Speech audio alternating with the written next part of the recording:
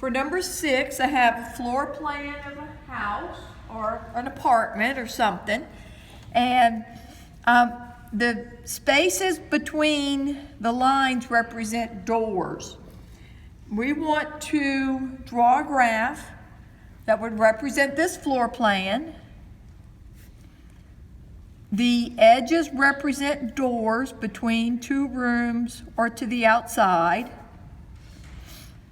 So I'll put a dot in each room, a dot on the outside. And there is a door from A to G. There's a door from B to G. There's a door from B to C. There is no door from A to B. There is a door from A to D, A to E, B to E, E to the outside. Now when you go outside, go to the dot that's outside. There is a door from C to F. There's one from F to the outside. I think that's all of them. Then pick the graph that models this set of relationships. As I look at this, G kind of just caught my eye. This one has G to A, got that. G to F, we have that. G to B, G to E. As far as G goes, this one looks good. It might not be the one though. Let's look at this one in terms of G. G to A. Oh, this one has G to C. So I got lucky with that. I know that there is no edge from G to C. We can say no to this one. So the correct answer would be the second graph. Number 7, I've not worked any of these in any of the classes as far as the regular material goes. The mail carriers to walk the streets of a neighborhood shown to the right. The mail carrier must walk down each street with houses on both sides twice, covering each side separately. Draw a graph that models the neighborhood for the mail carrier. Use vertices to represent street intersections and corners. Use edges to represent the streets the mail carrier needs to walk.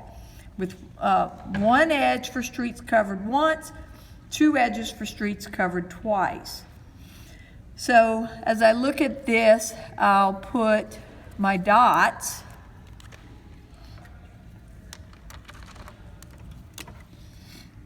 Put a dot at each corner and each intersection.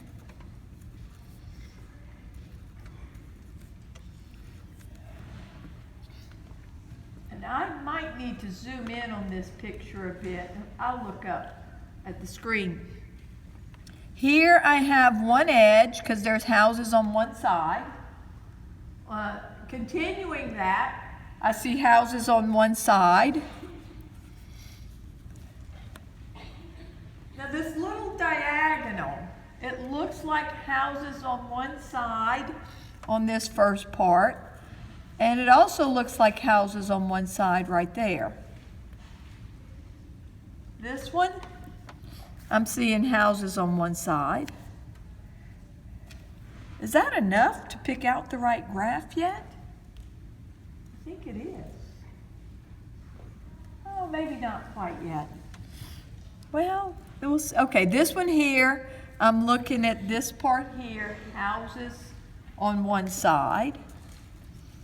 The houses on 2 sides comes in here.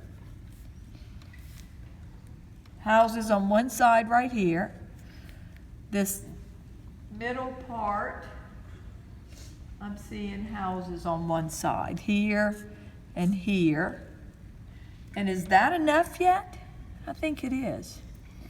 2 sides there, one here, and then this circle is one. one side.